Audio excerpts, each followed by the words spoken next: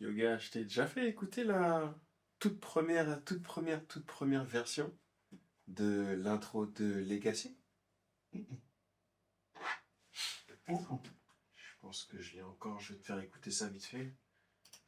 Ah, donc là, la V000. Genre le premier truc que t'as fait. Le premier jet, déjà, en fait, ce qui s'est passé, c'est que, en fait, je suis tombé sur un sample, pardon. Et. Attends, je sais pas si tu vas écouter. La contrebasse, non? C'est un pizzicato de. Je pense que c'est peut-être plus du violoncelle. Ouais. Je suis nul en instrument. Bref, c'est des cordes. Ouais, c'est stylé ça. C'est ça que... Attends. C'est ça que t'as utilisé pour faire... C'est le thème principal. Je suis tombé là-dessus, j'ai dit, What? tiens, pourquoi pas. Et de base, moi, quand je compose, je fais pas de prod pour faire des prods. Donc ça fait que, pour moi, c'était tout nouveau. J'ai dit, vas-y, je vais trouver un plug comme ça. Et si mon esprit me dit, vas-y, sans conviction, mais j'y suis allé. Après, et après, j'ai créé ça. Donc la V0. Ça c'est V000. 0.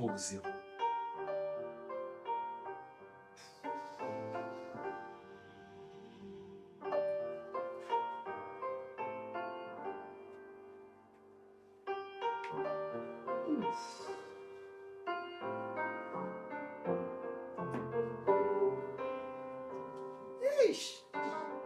Ouh. Je le vois un peu là. J'avoue, là, je le vois. Ça, c'est la V0, gars? 0.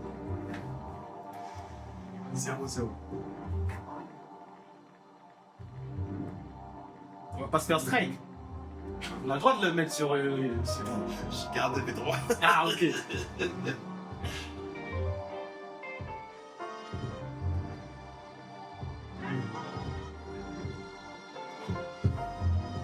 Et de ça, là...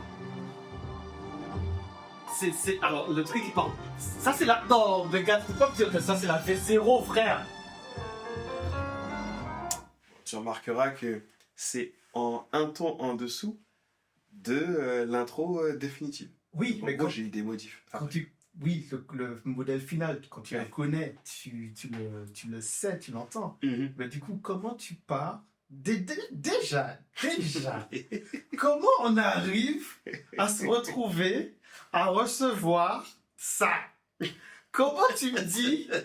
Non, frérot, il faut que tu m'expliques les bails là. Parce que là, j'ai devant moi The Recording Academy present the certificate to ce gars-là qui est assis là, Mathieu Tinas, in recognition of your participation as composer, madame.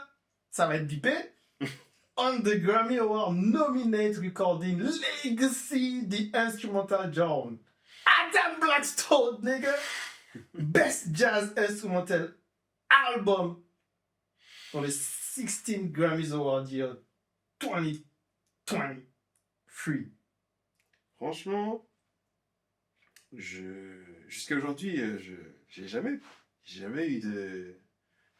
eu de call ou de texte où on dise voilà, je t'ai choisi pour ça ou quoi. Donc c'est comme tu dis, c'est des rencontres. Genre en gros, comment on appelle ça? C'est one shot. T'as une chance.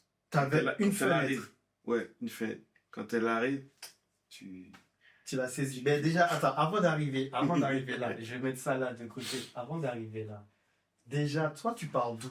Parce qu'en fait, le délire, c'est que.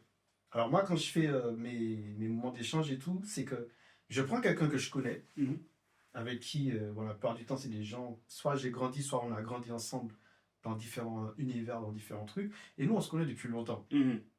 On se connaît v'là depuis longtemps. Moi, je t'ai vu petit sur les bancs de l'église. Je sais que je suis arrivé à l'époque 2004. Mais c'était plus vers 2005. Je suis vers l'église de Mitry. Et je vois un gars.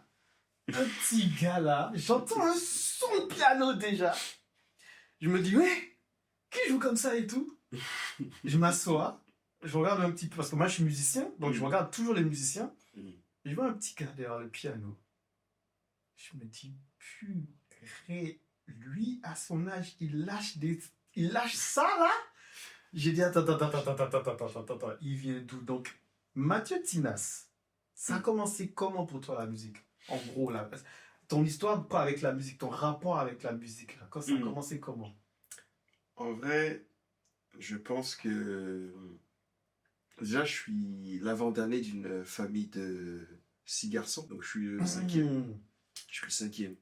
Et du coup, chacun a son truc. Mes frères sont plus dans le sport. Ah, donc toi, Et tes moi, grands frères sont beaucoup plus dans le côté, on va dire, physique, sportif. voilà. Moi, j'avoue, j'aime bien le foot. Ah, c'est bon. Mais je suis plus dans le côté artistique de l'expression.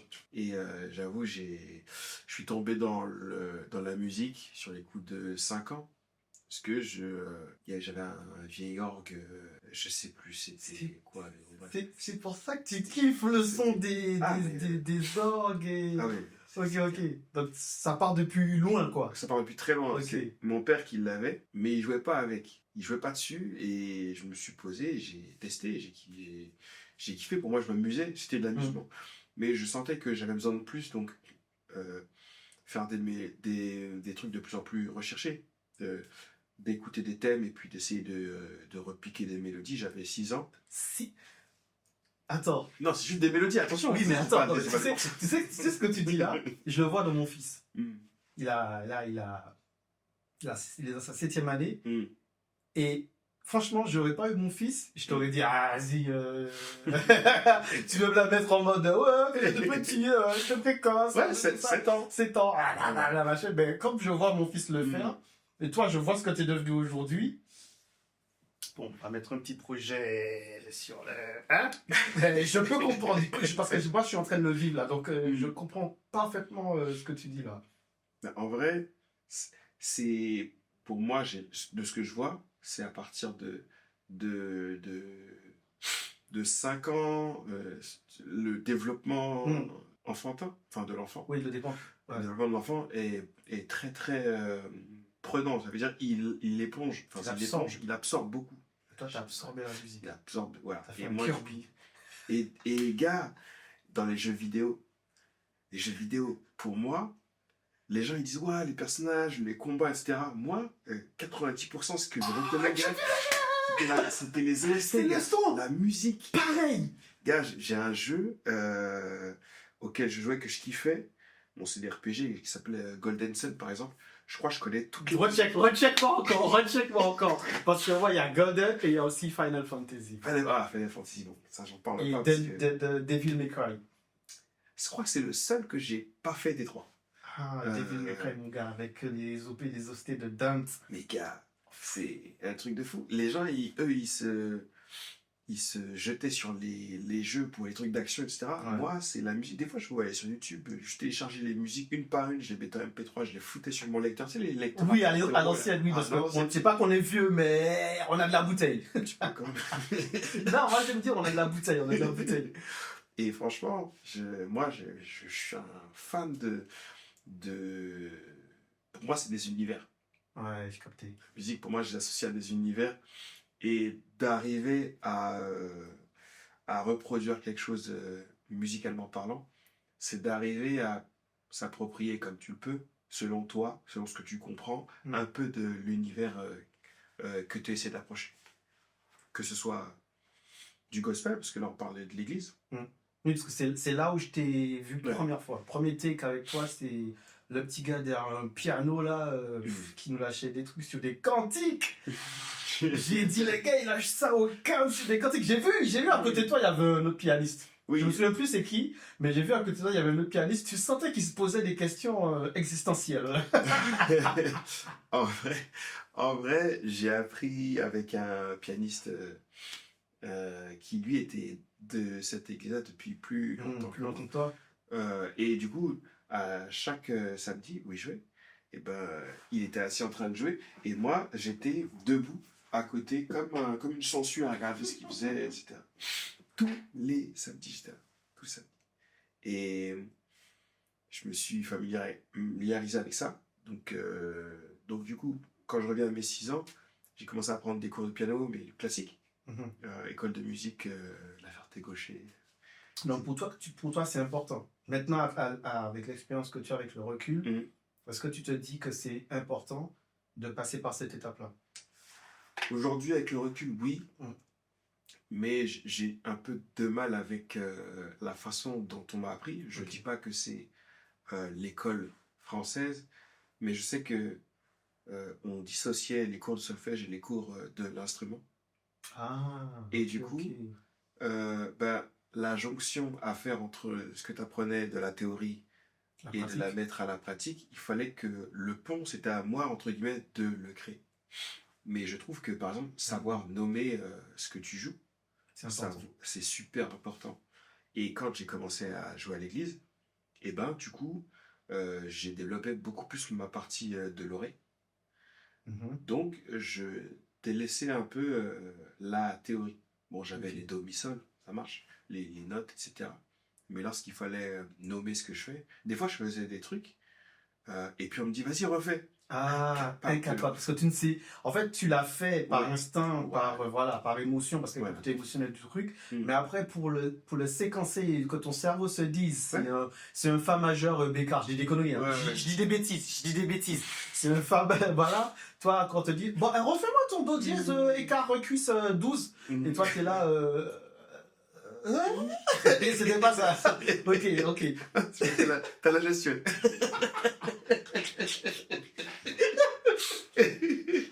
Mais, comme ça. Mais du coup, ça a été compliqué pour moi. J'ai pris des gifles où il a fallu que je me remette dedans. Bon, je suis toujours pas un expert et j'aspire pas à devenir un expert. J'aspire simplement aujourd'hui à, à explorer davantage des univers musicaux, à comprendre ce que je fais Hmm. et à perfectionner techniquement ce que je fais pour arriver à ce qui est en train de germer dans ma tête en termes d'idées. Par, D'accord, ok. par exemple, C'est le parcours, c'est le chemin que tu as une idée dans la tête, tu as un truc et ouais, arriver à le poser sur le. voilà. Pour être pas frustré, parce que moi je suis un petit peu comme ça. Mhm. C'est comme je te disais tout à l'heure, j'ai plein de top lines en tête. Mhm. J'ai plein de trucs, mais j'ai pas de, je sais pas. C'est toujours ça en fait, parce que quand tu as une idée, tu as un projet, etc., c'est une ampoule dans ta tête. Ouais, ouais. Mais voilà, c'est encore abstrait. Donc du coup, il faut que tu transformes la montagne complexe en plusieurs choses simples qui sont techniquement faisables. Et Ok. du coup, après, mis bout à bout, ça te fait un projet avec des lignes Oh, bien directrices. vu. Et Je du vois coup, le truc. voilà, moi, c'est ma façon d'expliquer ce que je fais. Et j'avoue, je m'y retrouve. Je ne dis pas que c'est la façon. euh, euh, Genre, c'est la façon qu'il c'est faut la faire. façon. Voilà, c'est ta façon C'est de ma faire. façon et je m'y retrouve. Donc, Eh, pardon, mais sa façon de faire, ça fonctionne, les gars. On va y arriver, hein. Mais pardon, hein. Eh, je vais bien le montrer, hein. Eh, sa façon de faire là, hein, qu'on le voit bien, hein, sa façon de faire là, elle fonctionne. Donc, bah, elle n'a pas déjà à dire, oui, mais il y a d'autres manières. Non, non, on va parler tout ça alors. On va y arriver, on va y arriver. Donc là, tu as 6 ans. Mm. Moi, je t'ai rencontré à partir de là. Oui. J'ai vu ce que tu étais capable de faire et tout. Et quand je dis capable de faire, c'est parce que c'est dans le sens où j'ai vraiment pris une claque. Je t'en ai jamais parlé. Mm. Et en tant que musicien, avant de te connaître sur le côté personnel, mais en tant que musicien, j'ai vraiment pris une claque parce que moi, je viens du pays Mhm. et j'ai grandi musicalement en Martinique. Oui. Et j'ai écouté plein de pianistes, gospel, machin, tout. Mais toi, tu avais un truc qui m'a plu tout de suite parce que j'arrivais à reconnaître une ouverture dans ton morceau, dans le sens où je ne sentais pas que tu étais fermé quand tu jouais. Je sentais que tu étais capable d'aller explorer d'autres rythmes, d'autres sonorités, Mm. d'autres. Une autre vision, un truc tout bête, comme, Mm. comme ça tu vas voir. Je suis batteur, j'ai commencé à l'église là-bas, tu connais. Mhm, Il y a des sons, mhm. faut pas jouer. On t'a laissé jouer à la batterie, là? Mon gars, je ferai mon propre interview, mon propre échange. Quand j'en parlerai, vous allez être choqués. Non, au début, on voulait pas de moi, mon gars. On voulait pas de moi parce que j'ai exactement cette même ligne Mhm. de vision que toi, que j'ai fait là-bas et tout, qui est que ici, tu peux parler clairement avec moi. Sur mon podcast, tu peux parler. Mon échange, c'est même pas un podcast, c'est un échange, tu peux parler clairement. Ok.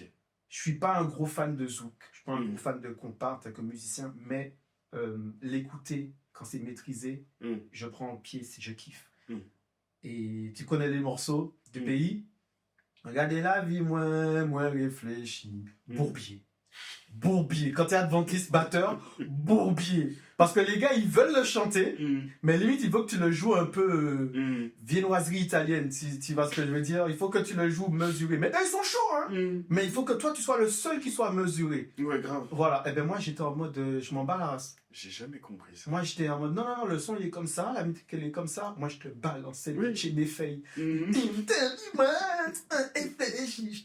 Et quand on m'a mis mets-toi sur le côté, j'ai dit, il faut que je trouve un moyen pour rester dans la rythmique, rester dans la couleur, mais qui ne puisse pas voir.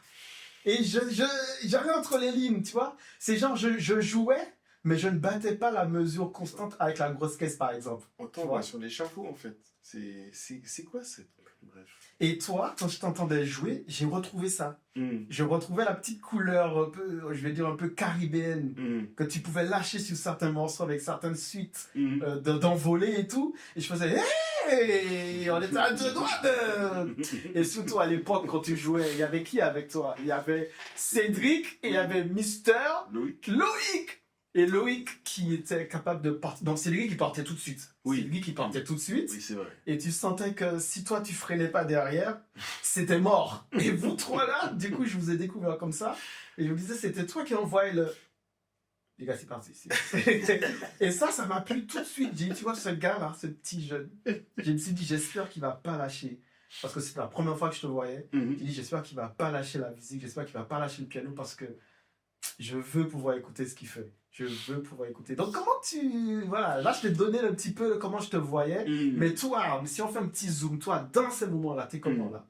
Comment tu arrives à ce stade-là, cet âge-là, en fait? J'avoue, j'ai commencé à jouer officiellement, j'avais 10 ans, à Mitry. Bon, après, on a grandi à l'Église adventiste, donc on est des musicaux censurés, je dirais. Dans le sens où muselés un peu. Et pour... tu vois, c'est comme si c'est Dieu qui a créé la musique. Bon, c'est vrai. Mais comme c'est passé entre les mains du chef de chœur Lucifer, et ben ça devient bagaille Lucifer. Ouais. Alors que non, ça reste quand même à Dieu et il suffit de savoir qu'est-ce qu'on en fait. Mais bon, bref. Pour moi, la musique, ça a toujours été une prise d'otage, dans le sens où t'es un peu cadré. T'es un peu cadré, surtout à l'église. Et moi, j'aimais beaucoup les dessins animés. Par exemple, je te fais une ellipse spatio-temporelle pour que tu vois un peu. J'aimais beaucoup les dessins animés, surtout les génériques et les OST, les musiques que tu entends dedans. Et pour moi, ce que j'avais en tête quand j'écoutais ces musiques-là, c'était le thème de la liberté, en fait. Ok, donc maintenant je capte. Quand tu me dis ça, je capte. Et je me dis, mais en fait, la musique, pour moi, Dieu n'a pas créé la musique pour la fermer. Pour que ce soit fermé. Tu vois. Et je me suis dit, c'est quand même bête que la leçon me vienne de l'extérieur. Et du coup, j'ai commencé à voir d'autres choses. C'est au bout de mes 19 ans que j'ai commencé à jouer ailleurs que dans les adventistes. On va en parler, t'inquiète, on va arriver à cette partie-là. Là, tu vois, le fait que tu aies parlé de liberté, c'est fou parce que quand t'es jeune, et c'est une force en fait, parce que beaucoup de... Je parle par exemple pour moi, j'ai vu beaucoup de musiciens qui maintenant sont à un certain âge, et que quand je les écoute jouer, je les sens qu'ils sont encore enfermés en fait, dans la musique. ils sont enfermés dans une mentalité, j'ai dit ça comme ça, j'ai peut-être pas le bon mot, mais ils sont enfermés dans une mentalité musicale, une religion musicale, une vision musicale, une spiritualité musicale, comme si on a fermé la musique chrétienne, et je vais rajouter adventiste, et je vais ponctuer de noir, et je vais écraser avec antillais, et je vais verrouiller martiniquais, il faut faire ça, ça, ça et ça, et si tu sors de ce cadre-là, tu vas brûler en enfer. Ben, au moins tu seras accordé.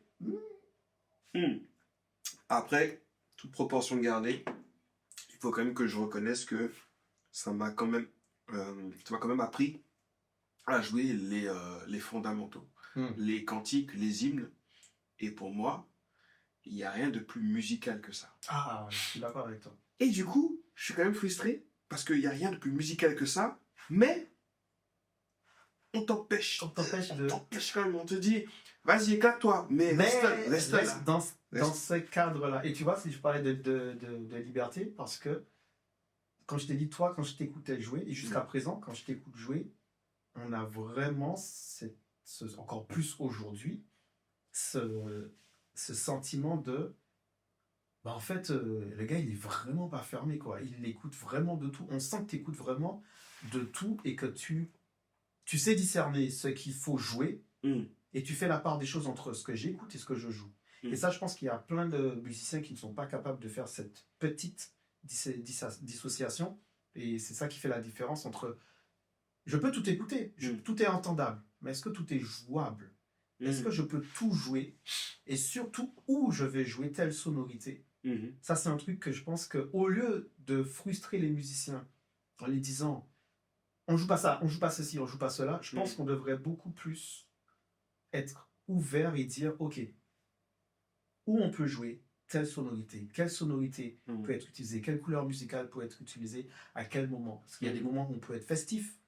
Est-ce que quand tu vas être festif, tu vas utiliser les mêmes tonales, les mêmes accords et les mêmes rythmes qu'un chant, je sais pas, un mortuaire. Solennel. Voilà. Et sous prétexte, je le dis comme ça c'est mon avis personnel, je le dis, de toute façon je dis ce que je veux, voilà.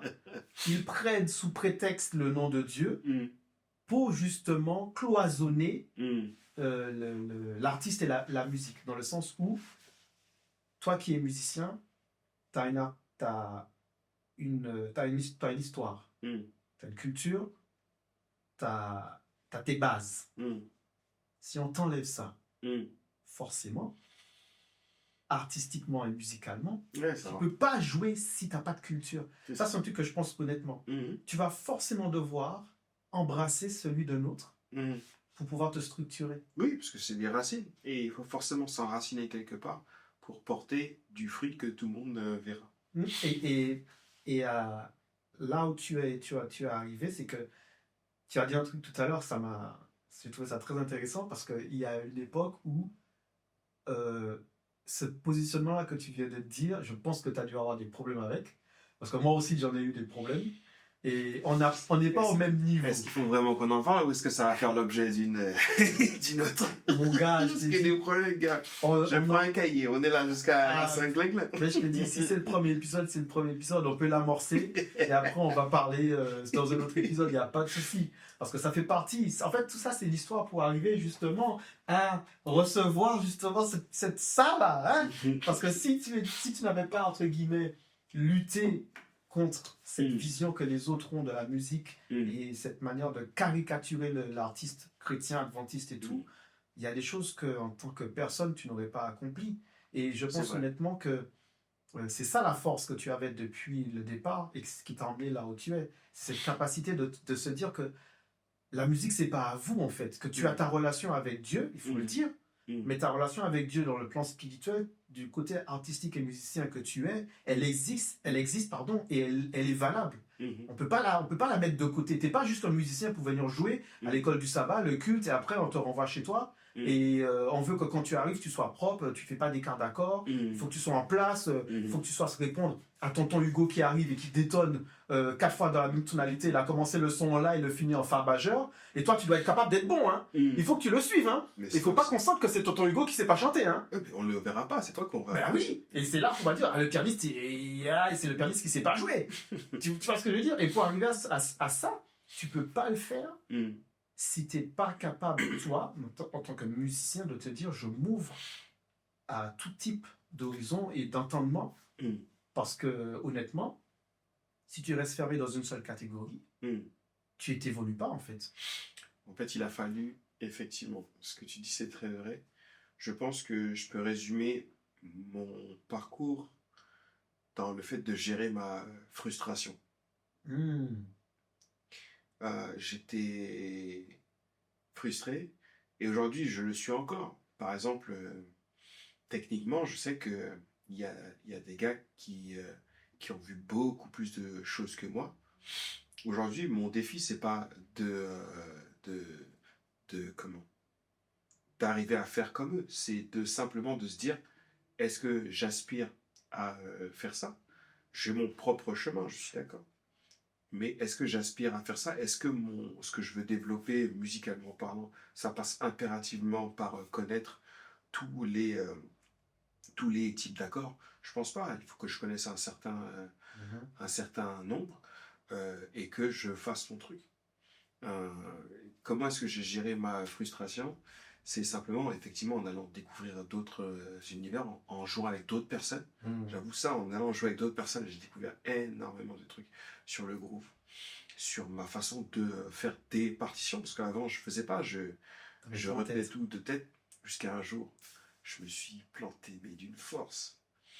Et c'est là où j'ai appris à faire mes propres grilles. Bon, quelqu'un va arriver derrière moi, il pourra peut-être se dépatouiller, mais c'est quelque chose avec lequel j'ai eu du mal à me faire un truc pour moi. Mais pour moi, la musique, c'est ça. C'est un parcours de vie propre à chacun. Et au final, tu trouves ta voix, comme dirait notre ami commun Naruto Uzumaki. Trouver son Nindo. Trouver ton Nindo. Voilà. Mais du coup, voilà, pour moi, ça a été ça, le but. Et le fait aussi, est-ce que tu nous le diras, tu n'as jamais marché sur ta culture. Non, jamais. En fait, tu ne l'as jamais piétiné. Je te le dis, hein, de toute façon, là, on parle honnêtement, on est cash entre nous, parce que par rapport à ce que j'écoute, il y a un autre pianiste que j'aimerais bien aussi discuter avec, c'est Kevin Joubert aussi.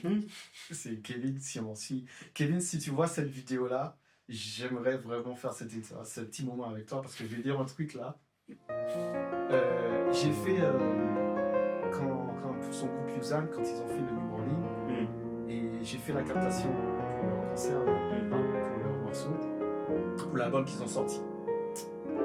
Photo, c'était dur pour moi de filmer.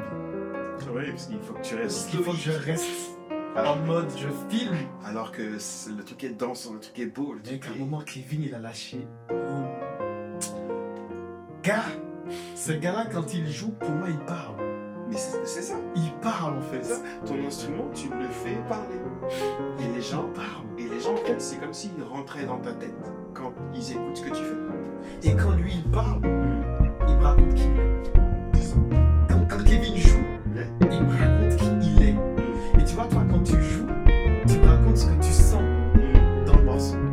Tu vois, pour moi, c'est pour ça que je fais toute cette... Je compare pas les pianistes, mais chaque musicien arrive à me faire un truc différent. Toi, c'est vraiment quand tu joues et que j'écoute, je dis, limite, j'entends ce que tu ressens. J'entends ce que tu ressens quand tu joues le morceau. Si par exemple le morceau là, ça te casse les pieds, dans la manière que tu vas placer l'accord là, je vais dire cette partie là, il aime pas. Mais il le joue, mais il aime pas. Il y a plein de façons effectivement de jouer le morceau, mais c'est plus authentique quand tu t'appropries les trucs, effectivement. Non, Kevin, je peux pas passer après lui, donc c'est mieux que tu m'aies fait avant. Ah non, il n'y a pas de hiérarchie avec moi. Moi, c'est parce que t'es mon poteau, voilà, et on se connaît depuis vachement longtemps. Et j'ai toujours voulu faire ce moment d'échange avec toi parce qu'on a l'habitude de parler ensemble. Oui, On a l'habitude, on vient, on est là, on discute. Et je dis, bah, hey, tu vois ce qu'on dit là, il faut le mettre pour la communauté, faut parler pour la communauté aussi. Et le côté où ce que j'aime bien, c'est que toi, comme je disais tout à l'heure, tu ne négliges pas ta culture, tu ne la piétines pas et tu ne l'utilises pas non plus comme un bouclier.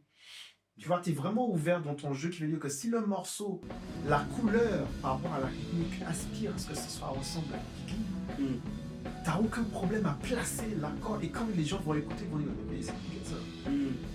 Et c'est tellement bien fait que c'est pas vulgaire. Et ça, c'est un truc que j'aime bien et que j'apprécie chez les musiciens, c'est apprendre à contre-pied les caricatures par rapport à la musique. C'est que tu sais que c'est zouk, tu sais que c'est biguine, tu sais que c'est compas, tu sais ce que c'est, tu sais que c'est samba, tu sais que c'est salsa. Mais le gars, il va te le faire avec une sorte de petite sauce là. T'es obligé de dire ah non, c'est trop doux. Ah, c'était beau.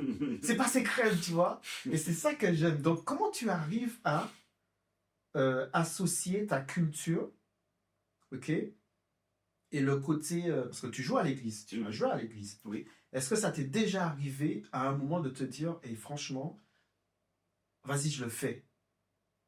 Genre, le son, et c'est ça, la couleur, c'est ça. Je sais très bien que ça va faire tic, ça va tilter, mais de le faire pas pour être en affront avec les autres, mais parce que c'est ce que la musique demande. Oui. Okay. Oui, si. On a joué le son de Jonathan Nelson qui s'appelle I Agree. Donc ça commence un petit peu avec le steampunk et après surtout la rythmique du début du morceau, c'est d'accord. Du coup un petit peu ce que je m'y connais bien, c'est raga, un petit peu raga, soca. Ouais, on est dans cette culture là. Ouais. C'est pas de la dancehall, mais c'est dansant. Mais c'est dansant, voilà. Et les gars étaient sûr, j'ai dit, les gars, on va pas commencer à avoir peur de quelque chose qui n'est pas arrivé. Et je préfère, à la limite, c'était il y a peut-être un peu moins d'une dizaine d'années, là j'ai 34, je devais avoir 26 ans. À pas commencer à avoir peur de quelque chose qui n'est même pas arrivé. Par contre, si on se mange des remarques, autant qu'on ait fait le truc jusqu'au bout. Autant qu'on ait fait propre. Voilà. Okay. Autant qu'on ait fait propre.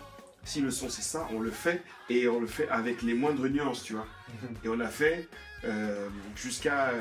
Je demandais à Loïc de refaire exactement le même jeu. La même ligne. Ouais, la même ligne. Et puis, même si on n'a pas fait tout le son, en tout cas, voilà, sur ma séquence, par exemple, j'avais mis tous les instruments, j'ai pas allégé. J'ai pas édulcoré le truc. Ouais. Le truc, c'est ça. C'est ça. Voilà. On l'a fait. Tu penses qu'on s'est mangé une remarque? Jamais. Parce que c'est propre. Pour moi, c'est là que je me suis dit, mais en fait, c'est nous qui nous mettons des barrières. D'accord. Je suis entièrement d'accord, gars. Je suis entièrement d'accord avec cette vision-là. Et puis c'est comme si, je me souviens qu'il y a quelqu'un qui est venu me voir un jour, parce qu'on avait fait un son en compas. Alors, on l'avait pas fait au culte, on l'avait fait dans un temple louange un après-midi. On a fait le son et on l'a étudié, on a fait le truc comme il faut et tout, dans la limite de nos moyens, parce qu'on n'est pas des professionnels. Et la personne, elle me dit, c'est dommage, vous êtes parti en compas sur cette partie-là. Et je l'ai regardé, je lui ai dit, oui, c'est normal, c'est parce que le son, il est comme ça. Ah bon? On peut faire du compas? Je lui ai dit, où est-ce que tu as entendu l'inverse? Non. Où est-ce que tu as entendu du compas? Et lui, il me dit, bah, c'est plus dansant, voire danse sensuelle, voire dans les boîtes de nuit. Je lui ai dit, bah, tu devrais sortir plus souvent, parce qu'il y a tout un peuple qui loue le Seigneur sur ces rythmiques-là. Tu veux leur dire quoi? Après, il m'a dit, ah, c'est vrai que j'ai pas pensé que ça. Tu vois, ce que tu dis là, c'est très intéressant, parce que c'est souvent une discussion que j'ai avec pas mal de personnes. Et ça, c'est ma vision. Elle est propre à moi, c'est ce que je pense. Il y a un truc que je trouve qui est contradictoire et sur lequel que beaucoup de personnes se basent. Tu vas prendre par exemple de la salsa ou une samba, ou je vais encore plus bas, façon de parler, plus tranquille, une bossa nova. Tu vas prendre une bossa, ça peut passer à l'église. Tu vois? Une bossa, ça peut passer à l'église. La bossa est proche d'un rythme zouk, on est d'accord? À quelque chose près. Dans les percussions, si Voilà. tu veux. On n'est pas très loin, même c'est mesuré dans certains tempos. Là où tu vas jouer tac, tac, tac, tac, tac, par exemple, tu vas aller tac, tac, tac, tac, tac, tac, tac, tac, par exemple. C'est mesuré, il n'y a rien. Je fais juste grosse caisse rimshot, par exemple. Ça m'est arrivé de jouer un morceau, où le morceau c'était de la bossa. Je le jouais exactement. Et du coup, au niveau du refrain, je suis passé sur cette rythmique-là. On a chanté le truc, quelqu'un est venu me voir, ça c'était au pays, en me disant oui, il faut pas que je joue cette rythmique, c'est une mauvaise rythmique, c'est un mauvais chant. Il m'a dit c'est un mauvais chant, il m'a dit on joue pas ça. Et je lui ai dit mais moi je me pose une question. Si tu étais adventiste à Sao Paulo, t'aurais joué quoi sur ce morceau-là? T'aurais joué quoi sur ce morceau-là? Tu connais la bachata? Oui, bien sûr. Pour moi, dans ma vision, le bachata, j'ai été amené à penser à un moment que c'était une musique qui était associée à une danse de couple. Assez sensuelle, etc., des corps rapprochés. C'est pas, je vais dans l'église de mes parents à Bonaire en Martinique. Il y a un gars, il vient de faire des conférences, il vient du Mexique. Le gars, le son qu'il présente, c'est un pasteur sur une bachata. Et le truc, il était propre, il était beau, nickel. Et il me dit, on chante énormément de chants sur ces rythmiques-là. Qu'est-ce que tu veux dire? Voilà. C'est, en gros, ça veut dire que ce que les gens disent, c'est associé à leur représentation. Comme quoi, c'est important. Et avec les imbéciles qui ne changent pas d'avis. Parce que, voilà. Et ça, il ne faut pas renier sa culture. C'est pour ça que je te disais ça tout à l'heure, tu vois. C'est pour ça que je te disais tout à l'heure, toi, tu fais partie de ceux qui ne le piétinent pas. Non. Et qui ne l'utilisent pas comme bouclier non plus. Ouais. En mode, ah non, c'est un zouk, j'ai pas le choix de le jouer. Tu sais le jouer d'une façon à ce que si on te dit quoi que ce soit, c'est pas que tu es dans le vrai, hein, mais tu as tes raisons en mode, écoute, si tu as eu des mauvaises pensées sur ce que j'ai joué, c'est parce que toi, le zouk, tu fais des mauvaises choses dessus. Tu sais pourquoi je te dis ça? Parce que une fois, j'ai pris une claque en tant que musicien. J'étais au camp meeting et il y avait un pasteur qui était du Brésil et qui faisait des petits moments avec les jeunes. Et il avait dit, par contre, il y a des musiques et des sonorités qu'on ne peut pas jouer à certains moments. Et j'étais d'accord avec lui. Et jusqu'à présent, je suis d'accord. Il disait, c'est de là qu'il vient, et ça me vient ce concept-là, qui est que, par exemple, pour la louange et l'adoration, il y a des rythmes que la louange et l'adoration que tu peux pas faire dans le sens où quand tu les entends, ça ne te rapproche pas du but final. Et ça, je suis d'accord. Et il a donné des exemples. Je peux en donner, bon, on est là, je peux en donner. Et l'un des plus grands l'un des premiers qu'il a dit le tango. Il a dit le tango, c'est une musique que il y en a qui le dansent, mais c'est une musique pour moi et ma femme. Il m'a dit, s'il y a un tango, je le danse uniquement avec ma femme. Et le tango, quand tu danses avec ta femme, tu loues le Seigneur. J'étais petit, je comprenais pas. J'étais petit, je captais pas, tu vois. Maintenant, je capte. Marié, 3 enfants, je capte. Il a dit le tango. Voilà, louer le Seigneur. Il a dit le tango, c'est pour un but final. Et ça, c'est à l'âge adulte que ça m'est revenu et j'ai fait, tu vois. C'est ça qu'on n'a pas avec. C'est ça le problème qu'on a en tant que musicien, en tant que jeune. Et que notre génération, là où je parle de génération sacrifiée, c'est qu'on ne nous a pas laissé assez de temps pour expérimenter, pour embrasser et pour comprendre notre culture. On nous a donné trop d'interdictions, qui fait qu'il y a plein qui ont fait n'importe quoi avec, qui se sont retrouvés dans des situations où, par rapport à ça, ils ont dû faire des choix. Je pense par exemple à des musiciens qui ont commencé à l'église et qui finissent, mais complètement à l'extérieur, en mode... pas seulement le fait de ne plus jouer à l'église, mais il y a le côté spirituel. Je ne veux plus en entendre parler. Il y a le côté spirituel qui rentre en compte. Ce n'est pas le but de cette partie-là, mais c'est le côté où je renie l'église et tous ses fondements et tout ce qu'elle m'a enseigné. Mais par contre, je prends l'expérience que j'ai eue en tant que musicien d'avoir joué dedans, avec les cantiques, machin et tout ça. Mais il y a eu une sorte de scission. Ouais. Et c'est ça que je reproche à la génération qui était avant nous, ces adultes qui ont brimé, qui ont bridé les musiciens. Et c'est pour ça que je suis content quand je tombe sur des musiciens comme toi, comme Kevin, quand même, je vais en donner plein d'autres noms, hein, mais j'aurai le temps de développer plus tard ces noms-là. Ceux qui font Gospel Evolution.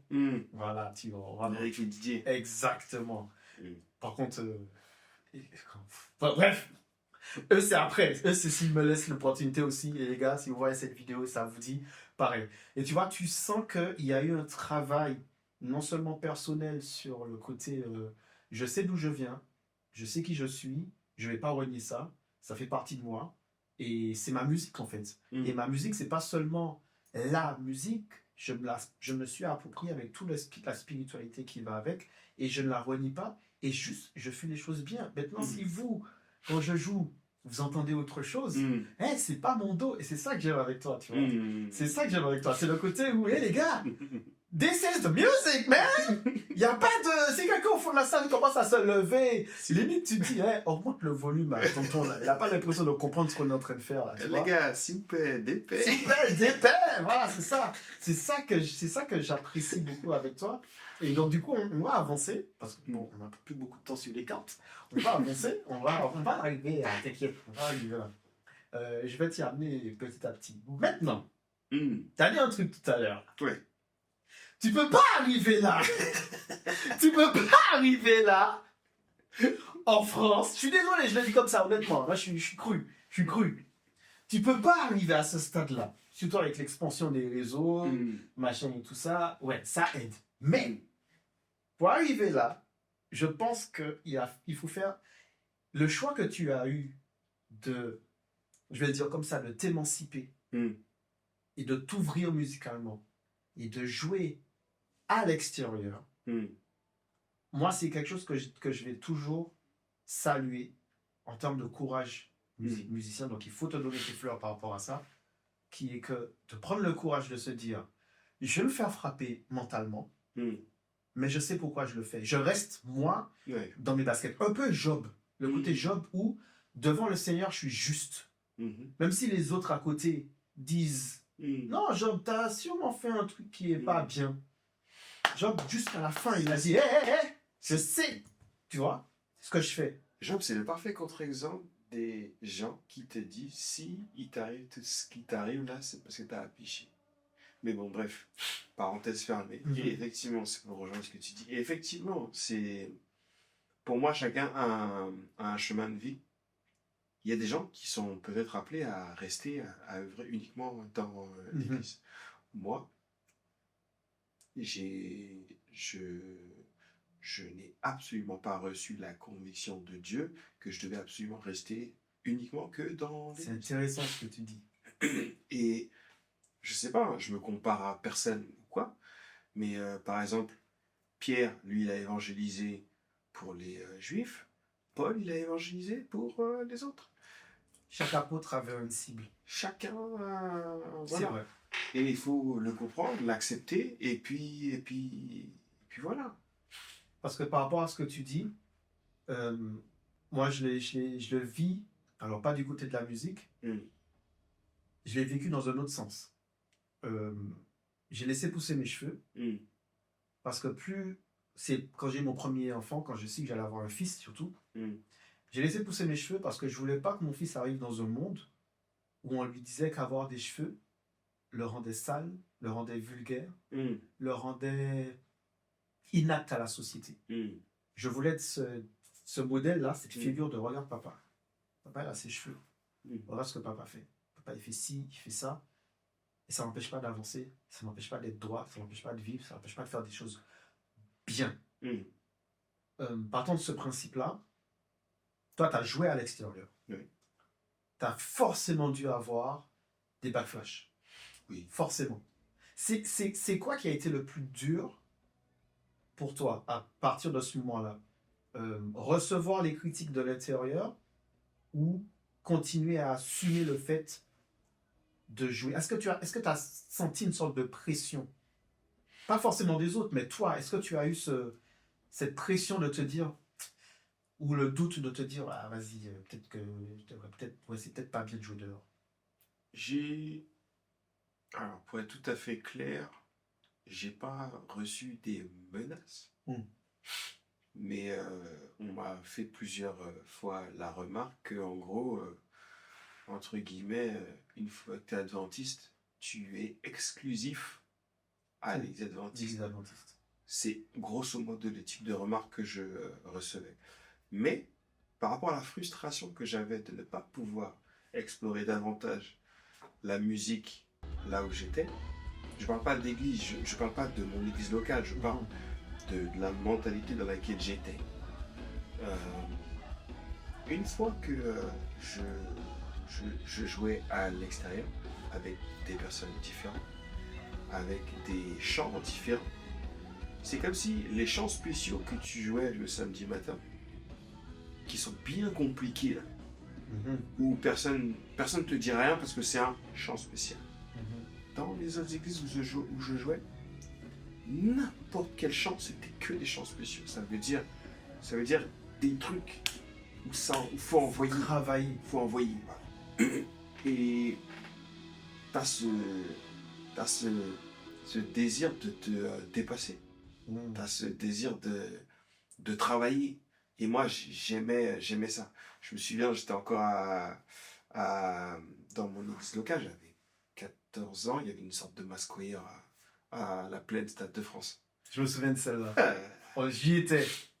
Et la première répétition... C'est lui qui l'a fait danser le stage. Ah, vous avez fait vibrer l'estrade. Ils nous ont fait travailler. Et moi, c'est là où j'ai reçu ma première claque. Parce que depuis que je suis petit, on me dit, ouais, Mathieu, tu joues trop bien. Continue. Oh, tu joues bien, tu joues bien, tu joues bien, tu joues bien, tu joues bien, tu joues bien. 1 million de fois, j'ai entendu, tu joues trop bien, tu joues bien. J'arrive en répétition. On a dû prendre le son de John Pickey, I Do Worship. I do worship. Ouais. Et moi, j'arrive, je joue le truc. La chef de chœur, elle me regarde, elle me fait c'est pas ça.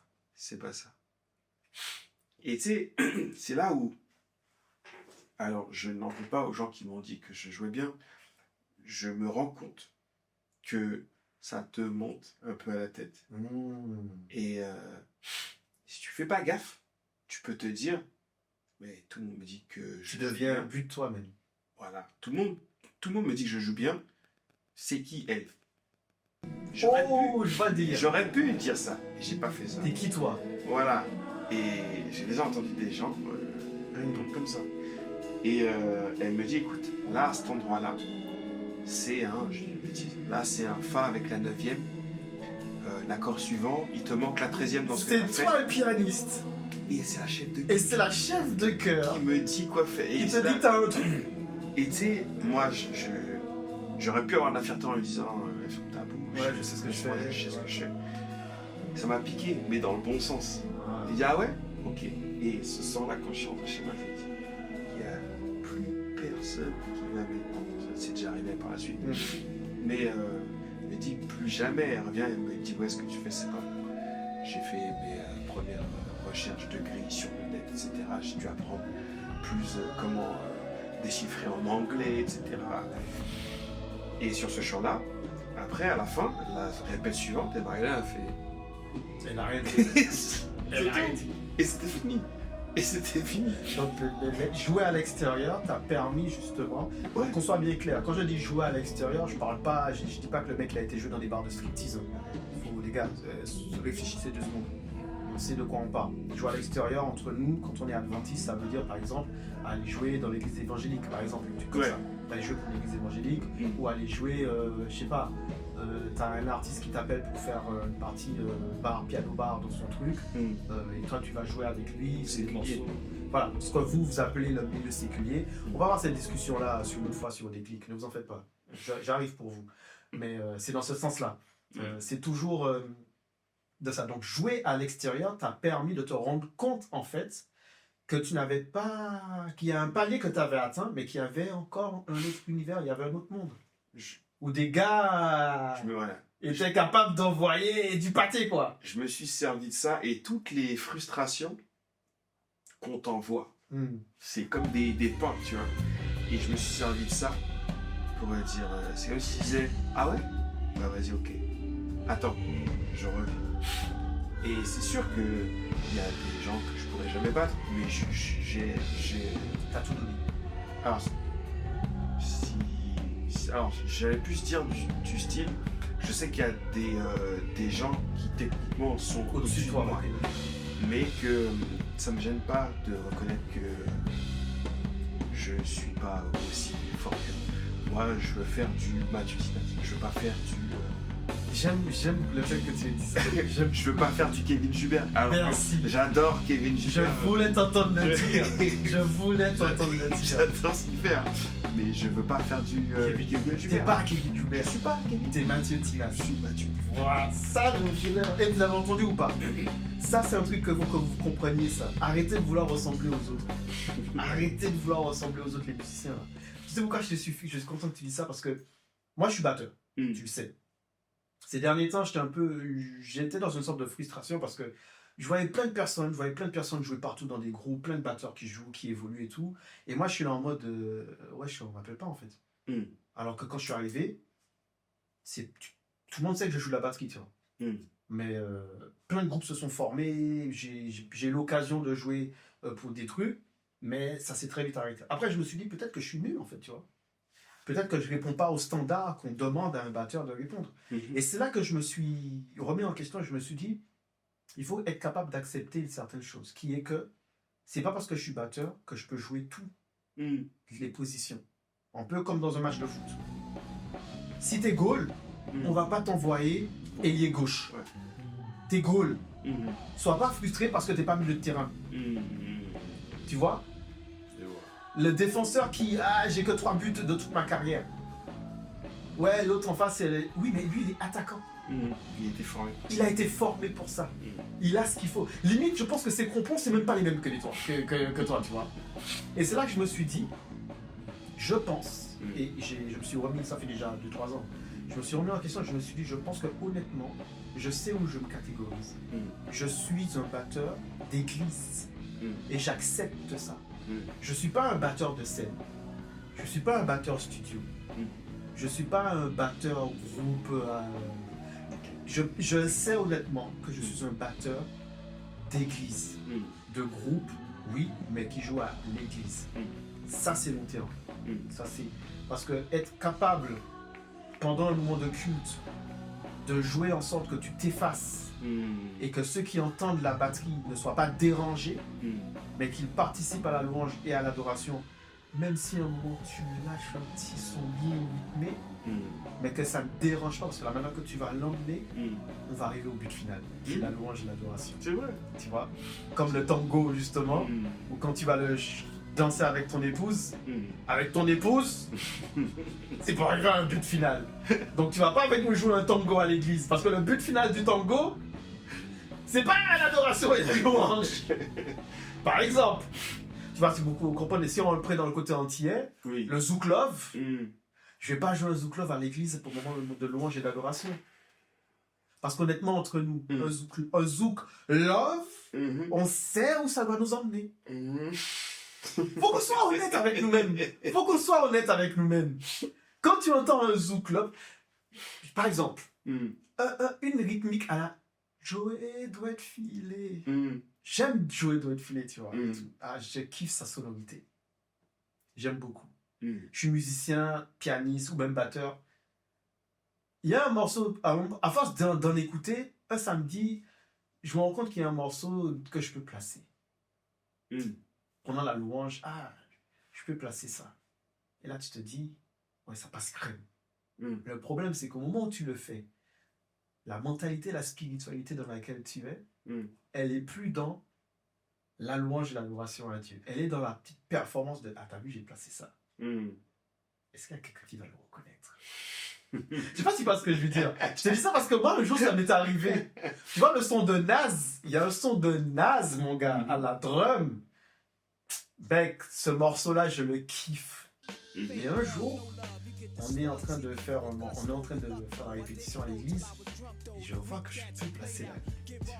Je me dis, je le fais ou je le fais pas?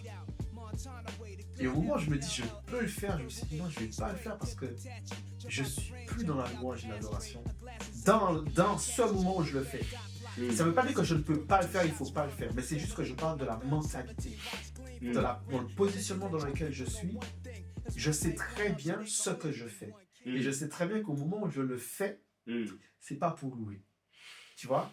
Je sais pas si tu comprends, si tu vois la nuance. Je comprends ce que tu veux dire. Et en même temps, je me dis, il faut quand même être vachement rapide pour se déconnecter de ce que tu ressens à l'instant T pour arriver à cette conclusion et te dire avant même que tu commences ta rythmique, non. Parce que généralement, quand ça groove, quand tu lâches un truc, les gens, avant même de réfléchir, que ce soit à des paroles ou quoi, ça bouge la tête. Oui, ça... parce que la musique... Parce que la musique est comme ça. La musique est comme ça. Voilà. La musique est comme ça.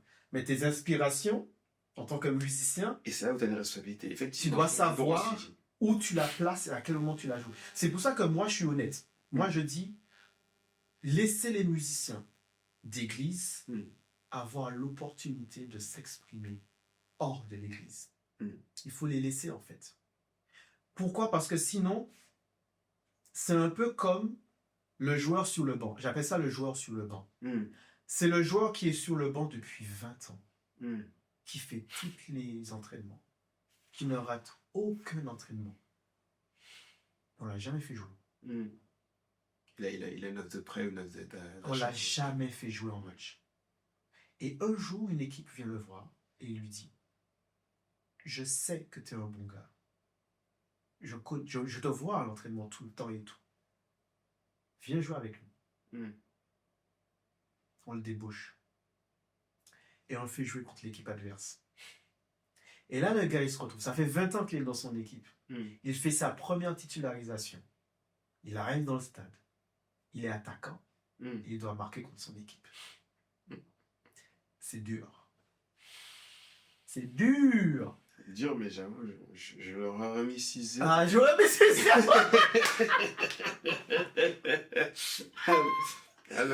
T'es pas content? Triplé. C'est pour ça que moi, honnêtement, je pense qu'il faut laisser les musiciens avoir la possibilité de s'exprimer en dehors du cadre uniquement de l'église s'ils ont cette opportunité-là. Parce que ça les permet, comme tu le dis, et on va arriver justement sur cette partie-là, d'arriver à un stade où on reconnaît qu'ils sont différents et qu'ils apportent quelque chose, justement, qui n'est pas pareil que les autres. Parce que là où la dichotomie, elle se trouve, c'est que en tant que musicien, tu vas apprendre dans le monde pour venir jouer dans l'église. Mais quand tu vas apprendre dans le monde, tu ne joues pas des morceaux d'église. Tu joues des morceaux du monde. Et on veut que spirituellement, tu reviennes dans le monde et que tu fasses une sorte de voltage de triple phasé, de passer en monophasé. Tu avais 240 volts, on veut que tu passes à 7 volts d'un coup. Tu peux pas, en fait.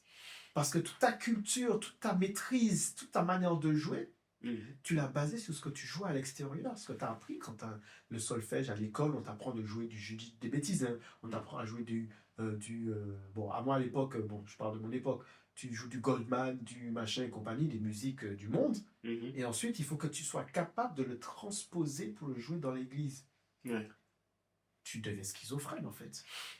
C'est pour ça qu'il faut être capable en tant que musicien d'exprimer le côté, si je peux dire, j'aime pas ce mot, mais je vais l'utiliser parce que c'est ce mot qui est utilisé, les rythmes séculiers qui ont leur place hors de l'église, mais qu'en tant que musicien, tu sois capable de le filtrer Mm. et de savoir comment le faire jouer, parce que ça reste de la musique, Mhm. dans le cadre de l'église. Alors, oui. En même temps, alors, je vais pas dire que je suis d'accord avec ce que tu dis. J'ai une explication avec C'est fait d'autres exprès mots. pourquoi je l'ai dit comme ça. Parce que pour moi, la musique n'appartient ni à l'église, Voilà. ni au monde. La musique, c'est la musique. C'est pour ça que je l'ai dit comme ça. Et pour moi, effectivement, je reconnais que la notion de but, par exemple, le gospel est une musique très très riche. Tu as énormément d'instruments qui jouent en même temps. Mhm. Comment ça se fait? C'est avec de l'orchestration, avec, ouais, des harmonies, etc. Tu as des musiques qui sont peut-être un peu plus pauvres musicalement, le type CCM, Christian Contemporary Music, comme il me semble, où la guitare pour moi est l'instrument principal. Je trouve Oui. ça beaucoup moins riche que le gospel traditionnel. Mais est-ce qu'il y a un but similaire à première vue? Oui. Et effectivement, quand tu joues dans le séculier, quand tu joues à l'église, c'est pas pareil, mais en même temps, ça remplit quand même la même fonction, parce que quand tu te produis et que tu es un musicien et que devant toi, tu as un chanteur ou un groupe de chanteurs, tu accompagnes l'objet, la personne, sur qui les regards vont se tourner. La différence entre, pour moi, l'église et le monde séculier, c'est que l'église, on est censé s'effacer et que les gens regardent à Dieu et qu'ils rendent la louange, c'est-à-dire qu'ils soient acteurs. Alors que dehors, c'est une prestation, ça veut dire que c'est toi le show. Exact. Le show, c'est toi. Ça veut dire que C'est toi qu'on applaudit à la c'est fin. toi qu'on applaudit à la fin. Alors plutôt l'artiste, parce que les gens te voient pas trop. Les gens, ils disent Paul McCartney et le batteur de Paul McCartney. Ils connaissent pas ton blaze. C'est toujours... C'est pour ça qu'on fait au déclic. et du coup, si tu remplis bien ton rôle en tant que musicien, c'est peut-être ingrat, mais c'est que tu mets en valeur la personne qui soit devant toi. Sauf si c'est toi l'attraction. Il y a des artistes musiciens. Voilà. Il y a des artistes musiciens où c'est eux les personnages principaux. Tupac, Masego. Voilà. T'as lui, t'en as plein d'autres. Corey Henry, par exemple. Blackstone. Alors, Alan Blackstone, c'est très récent ce qu'il fait. Parce que avant, il a toujours été le directeur musical d'artistes. Et après, au bout d'un moment, c'est devenu une marque de fabrique. Okay. Tous les Super Bowls, les halftime shows, on était là, on se donnait rendez-vous, on allait regarder, qu'est-ce qu'ils ont fait, etc. Même pour la finale de la Ligue des Champions en 2022, c'était ça, c'est pareil. En gros, il vient, il fait la direction musicale pour tel artiste. Donc du coup, là on va y arriver. Comment tu arrives à là? Comment tu arrives là? Poto, qu'est-ce qui s'est passé? Mec, je sais pas si les gens ils se rendent compte. Je vais vous le dire en français. Le gars qui est assis là a été récompensé. Moi, je le dis honnêtement comme ça. Pour moi, il a été récompensé parce que Legacy the Instrumental Show de Adam Blackstone a reçu un Grammy. Non, pas reçu un Grammy. Il était en finale des Grammys. Ah, il était en finale des Grammys. Alors, ok. Donc, il a été nominé. Il a été nominé, voilà. Ah, j'avoue, bon, là, c'est mon problème. Mon miracle pas. J'avoue, j'ai pas suivi, j'ai pas suivi. Mais c'est juste parce que mon poteau, il a été nommé dans le truc. J'ai été obligé de regarder. J'ai regardé et l'album Legacy de instrumental, justement, de Adam Blackstone a été nominé pour Best Jazz Instrumental Album. Et toi, tu as été compositeur de l'intro. Comment t'es arrivé là, poto? En vrai, je le répète à qui veut l'entendre, Je ne sais pas. C'est trop fort. C'est Bah, trop fort. Attends, je regarde combien de temps il nous reste. Il nous reste... Oh, c'est trop bien. Il reste 1h48. Peut-être moins sur celui-là. Il n'y a rien de logique comme explication qui explique que j'ai été appelé, en fait. Je ne suis pas dans le circuit.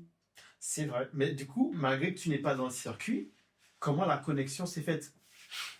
Alors, je sais que je suis en contact avec plusieurs zikos des États-Unis, que je suis depuis un peu avant 2020, je crois. À l'époque quand Donc attends, on revient à ce qu'on disait tout à l'heure. Ouais. C'est le fait que tu sois sorti du circuit. Ouais. Et on est d'accord. Ouais.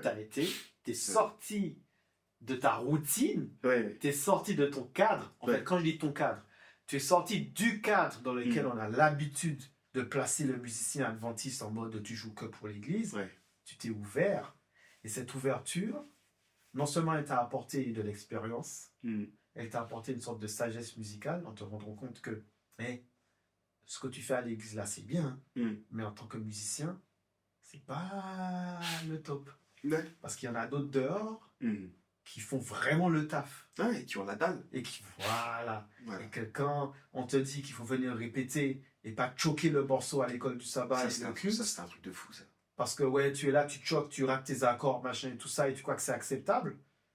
Et on vient reprocher le musicien qui joue à l'extérieur, mais quand il joue à l'extérieur, il est carré. C'est ça. Et le musicien, parfois, qui est à l'intérieur, il n'est pas carré. Hein. C'est ça. Et c'est aller à l'extérieur qui te rend compte qu'il faut que tu sois carré. C'est ça. Et quand tu es sorti de là, Exactement. vas-y. C'est pour ça. Et moi, ce qui s'est passé, c'est que en allant en allant jouer hors de l'église adventiste, j'ai découvert d'autres styles de musique. J'ai découvert des icos qui ont grandi à l'église, qui jouent pour des artistes dans le séculier. J'ai découvert le concept de live arrangement. Donc en gros, c'est des gens qui repiquent la musique, surtout les voix d'un son qui existe déjà, et ils te refont toute la musique. Okay. J'ai découvert ça quand c'est sorti, ça devait être en 2000, je dis un peu d'avant 2020, mais non, c'était plutôt 2011-2012. Notamment Darek Cobbs. Donc lui, c'est le premier que j'ai suivi, donc j'ai vu son blaze. C'est un pianiste, et il joue d'ailleurs toujours, il joue avec Charlie Puth. En ce moment, il joue avec Doja Cat. Ok. À l'époque, à l'époque, lorsque c'était encore sur Facebook. Il n'y avait pas encore Instagram aussi développé qu'aujourd'hui. Mais il jouait pour Pharrell Williams. Et donc, moi, j'avoue, je suis très naïf, très candide, très pas au bluff, mais très spontané. Je dirais spontané. Sur Facebook, tu peux demander à un ami qui tu veux. Ouais. Tu peux poser les questions que tu veux aux gens. Au pire, ils te répondent pas. Voilà, c'est ça le truc. Qu'est-ce que tu perds? Qu'est-ce que tu perds? Je lui posais là les questions. Et ce que je trouvais incroyable, c'est que le gars, il me répondait. Ouais, si tu veux, si, fais ça, fais ça. Toi, t'aimes bien ça? Ouais, moi, j'aime bien. On a sympathisé. Ce qui fait que quand j'ai vu que Pharrell était en France, je lui pose la question. Est-ce que tu viens aussi? T'as posé la... Attends. Oui. On parle du même Pharrell. Oui. T'as une histoire avec Pharrell? Non, j'ai jamais vu. Non, en fait, non, mais tu poses la question en mode... Oui. J'ai vu que Pharrell vient en France pour faire une représentation. Donc je pose la question à Darek Cobbs. Est-ce que tu viens? Pause. Pause. Pause. On revient. Non, parce que là, on était à Pharrell. Parce que t'as une histoire avec Pharrell. Moi aussi, j'ai une histoire avec Pharrell. Bon, c'est pas un truc de ouf, hein. Je raconte la mienne parce qu'elle est pourrie. Et après, tu racontes la tienne. Moi, je raconte la mienne parce qu'elle est pourrie. Tu te souviens, on a été à... Ça faisait 4 ans que Jay-Z n'avait pas performé sur stage. Ouais. Et il était revenu, il avait fait au Louis Vuitton. Ouais. Et, Fondation. la fondation Louis Vuitton.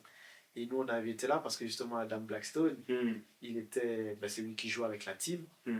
Et donc, du coup, moi, je me suis retrouvé, grâce à toi, du coup, à être là pour prendre des photos et tout. Bon, ça s'est pas passé comme on voulait, comme je le voulais. Mais on s'est quand même retrouvé là. Et à un moment, je sais pas si je t'ai raconté ça en fait. Je pense pas que je te l'ai raconté ça. Tu te souviens au moment où on était en haut, j'avais l'appareil photo et on est venu me dire que j'avais pas le droit de prendre mes photos. Ouais. Tu voulais me foutre dans tout ça et compagnie là. Ouais.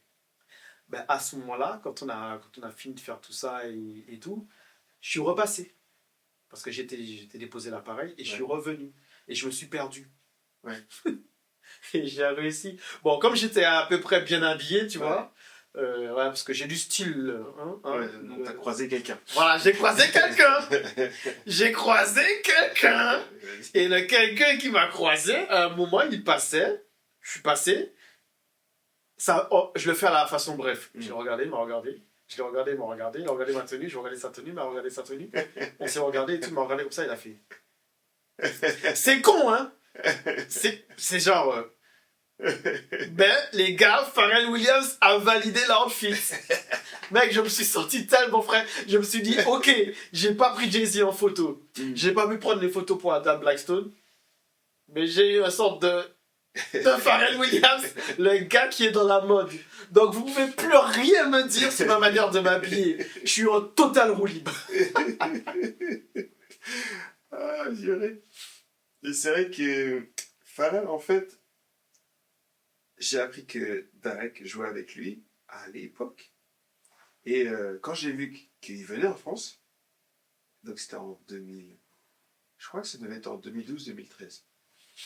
J'ai vu qu'il venait, direct je lui ai demandé, tu viens en France? Il m'a dit ouais, justement, on a un plan avec Pharrell Williams dans un truc théâtre, je sais pas quoi, est-ce que tu connais? Et, et ce qui se passe, c'est quoi? Je lui dis oui, je connais et tout. Il m'a dit bah vas-y, viens me rejoindre. C'est comme ça que ça s'est passé. Donc on est allé. Et ce que je ne savais pas, c'est que son bassiste, c'était Adam Blackstone. Adam Blackstone. Donc du coup, j'ai rencontré toute l'équipe sauf Adam, parce qu'à l'époque j'avais une petite Golf, toute petite Golf. Et Adam, c'est un monstre, mais il était beaucoup plus imposant. Jamais il s'est rentré dans ma Golf. Et quand je suis parti chercher Darek, avec mon ami David, qui est batteur, David Hayden, je salue d'ailleurs, on les a emmenés jammer à un endroit qui s'appelle la Favela, Favela Chic. On a fait une jam là-bas, et voilà, on a pris du plaisir. Il y avait lui, il y avait Lawrence Bowens, le frère de Paris Bowens. Il y avait Brent Pasquier, la guitariste. Et tu avais aussi... Et tu avais aussi... Mince, je crois qu'il y avait Dwayne Woods. Oh. Je crois qu'il y avait Dwayne Woods, le bassiste qui jouait avec... je crois. Je suis pas sûr. Ah non, excuse-moi, je sais qu'il y avait Darrell Robinson. Voilà. Voilà. Darrell Robinson était là. Pardon. Donc depuis ce jour-là, à chaque fois que Darek Cobbs venait en France, il me disait hey, je viens en France dans quelques jours, si tu veux on peut se capter. Et à chaque fois qu'il venait en France, on se voyait, quitte à ce que je ne le vois pas pendant sa présentation, bah, on dînait ensemble, ou on allait se bouffer un truc, et puis on parlait du bon temps, tu vois.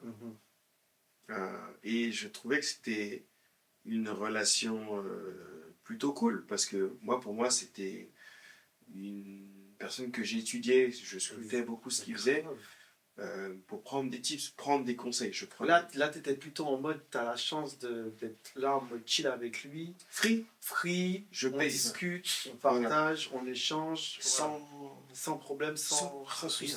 Sans prise de tête en fait. Oui, voilà. Ok. C'est...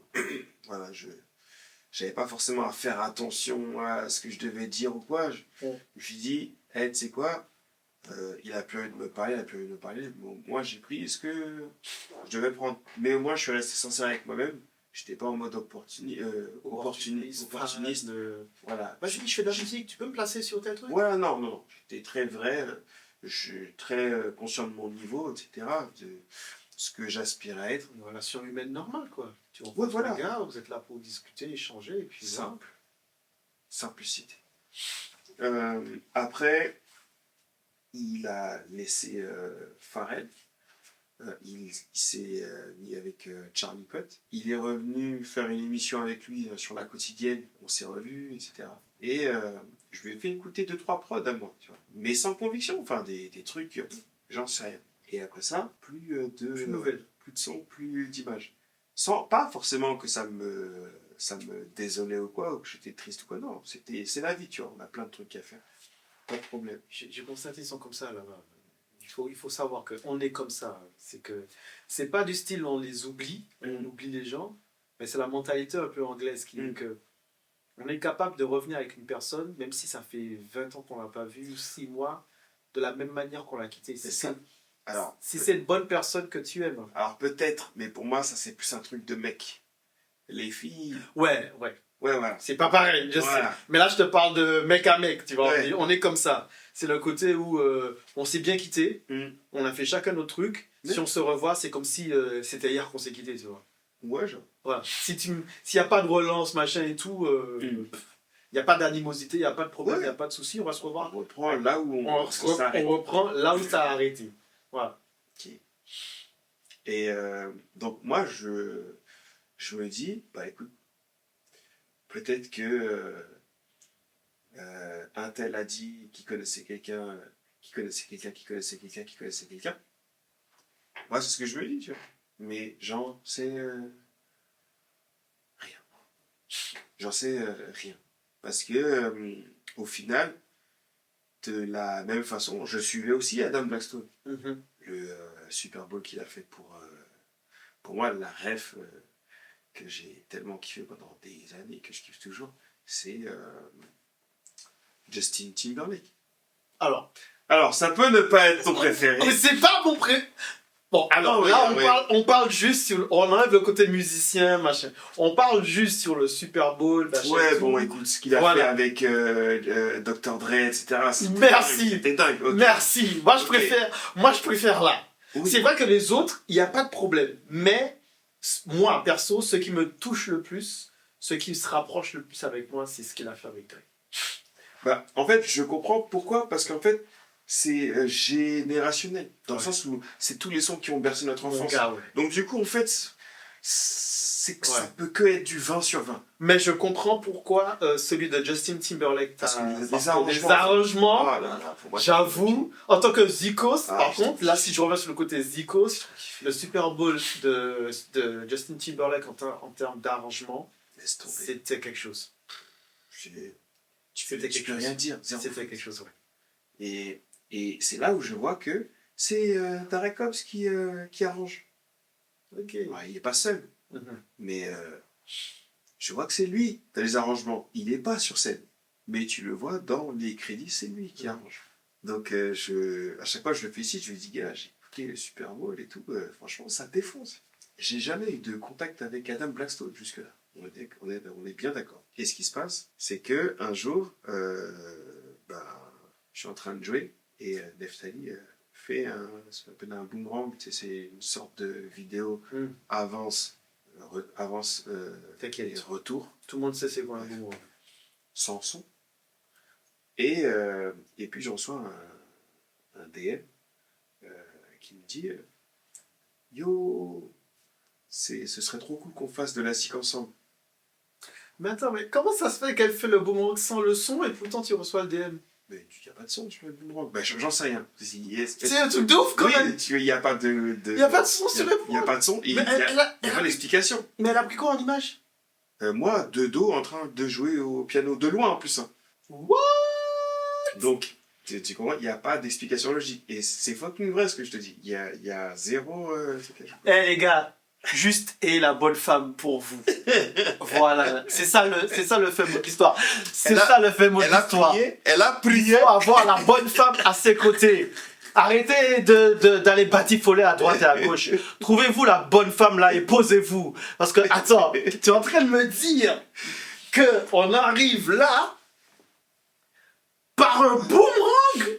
La femme Bon, que tu as mis à côté de nous. alors, j'extrapole, je synthétise, Oui. mais il y a tout ce Oui. qu'on a dit depuis le début Oui. qui fait que passer par le boomerang fait que on arrive au fait où le gars il te dit ce serait bien qu'on fasse de la zik ensemble. Ouais, et moi, bon, tu me connais, un crédit, ouais, le gars, il me fait un canular. Il dit, ah ouais, ce serait trop cool. Mais tu connais entre Zikos, ouais, ce serait cool qu'on fasse de la zik ensemble. Ah, on se retrouve physiquement dans un même studio. La pensée limitante.